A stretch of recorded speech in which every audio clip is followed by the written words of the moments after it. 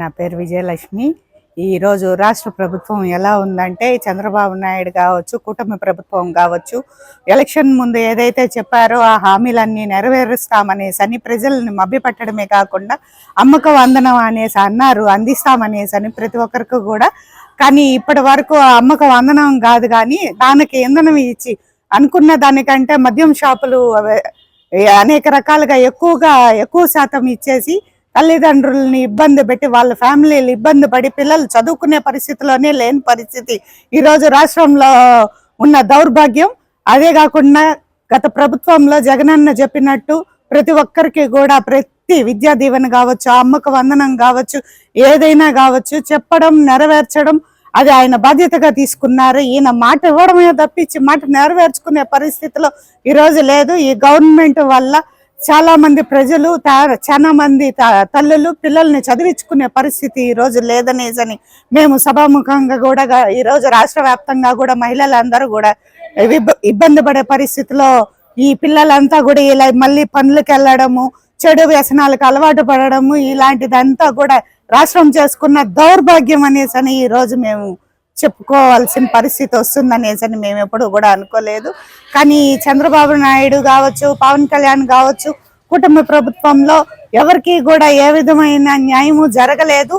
ఇలా ప్రజలను మభ్యపెట్టి ఈయన ముఖ్యమంత్రిగా ఉండడం కంటే ఈ పదవిని వదులుకునేసి ప్రజలకి న్యాయం చేసే పద్ధతిలో నడుచుకోవాలనేసి కూడా మేము కోరుకుంటున్నాం.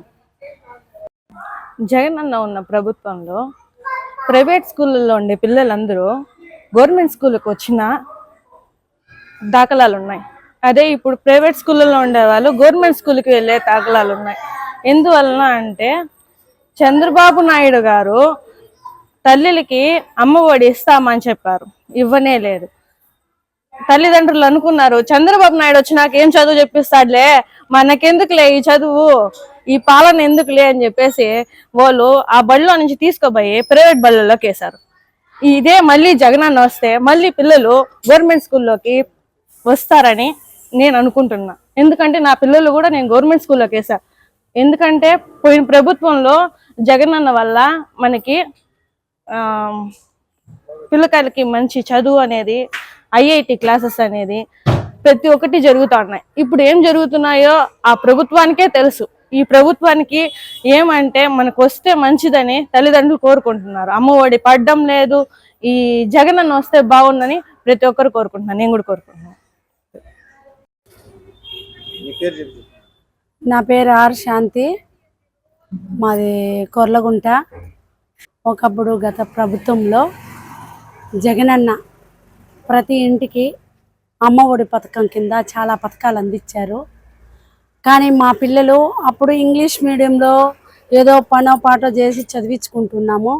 కానీ జగనన్న ప్రభుత్వంలో మాత్రం గవర్నమెంట్ స్కూళ్ళు ఇంగ్లీష్ మీడియం లాగా అంత నాణ్యతగా తెచ్చారు. కాబట్టి మా పిల్లల్ని ప్రైవేట్ స్కూల్లో నుంచి కూడా తెచ్చి గవర్నమెంట్ స్కూల్లో, ఎందుకంటే ఇంగ్లీషు, నాణ్యతమైన భోజనం, నాణ్యతమైన చదువు, నాణ్యతమైన మాస్టర్లు అంతా చక్కగా వచ్చారు.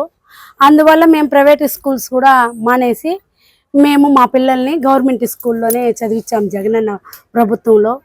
ఇప్పుడు ఈ ప్రభుత్వంలో ఏమరంటే గవర్నమెంట్ స్కూల్లో నుంచి ప్రైవేట్ స్కూల్లో మన కష్టం మనం పడి మన పిల్లల్ని ప్రైవేట్ స్కూల్లోనే చదివిద్దాము అనిపిస్తూ ఉంది. ఎందుకంటే అంత దరిద్రంగా ఉంది స్కూళ్ళు, అంత నాణ్యతమైన భోజనం లేదు. రోజు పిల్లలు ఏడుస్తూ వస్తున్నారు, అమ్మ మాకు వామిటింగ్ వచ్చింది, భోజనం కూడా బాగాలేదు, చదువులు బాగాలేవు, మాకేం ఇంగ్లీషు చెప్పడం లేదు అని అంటున్నారు. మళ్ళీ మేము ప్రైవేట్ స్కూల్లోనే చేర్పించాలనుకుంటున్నాము. ఈ చంద్రబాబు నాయుడు గారు ఈ ప్రభుత్వంలో మీరందరూ అక్కల చెల్లెళ్ళందరూ, ఆడపడుచులందరూ నాకు ఓటేయండి అమ్మా, మీకు వందనం, తల్లి వందనం కింద అమౌంట్ వేస్తాను, మీ పిల్లల్ని బాగా చదివించుకున్నాను. వందనం కాదు కదా, తల్లికి వందనం కాదు, పిల్లలకు కూడా వందనాలు లేదు. ఎందుకంటే చంద్రన్న అనే మాటే కానీ ఎంతో వెలుగు చూపిస్తాడు మా జీవితాలకి, మా పిల్లలకి అనుకొని మేము ఓట్లేసి అన్నయ్యని గెలిపించాము.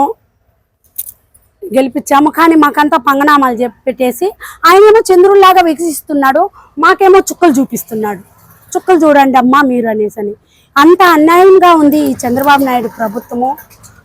వందరమో రాలేదు, కొన్ని పథకాలు ఎన్నో చెప్పాడు, ఏమీ రాలేదు. అదే జగన్మోహన్ రెడ్డి గారు ప్రభుత్వంలో మేము పండగ ఏమిరా డబ్బులు ఏదని విచారించే టయానికి మా అన్న జగన్మోహన్ రెడ్డి అన్న డబ్బులు వేస్తే మేము ఆనందంగా మా పిల్లలతో గడిపేవాళ్ళము. ఈరోజు ఆ ప్రభుత్వం మళ్ళీ వస్తుందా రావాలా అని ఆశించుకుంటూ కోటి దేవుళ్ళని మొక్కుతూ ఉన్నాము. జగన్మోహన్ రెడ్డి లాంటి నాయకుడే ఈ ప్రపంచానికి, ఈ ఆంధ్ర రాష్ట్రానికి, ఈ ఆడపడుచులకి, ఈ అక్క చెల్లెలకి, ఈ అవ్వాతాతలకి అలాంటి నాయకుడు, అలాంటి మనవడు, అలాంటి అన్నదమ్ముడే రావాలని కోరుకుంటున్నాము. ఇలాంటి దరిద్రము ప్రభుత్వమే రాకూడదని అనుకుంటున్నాం.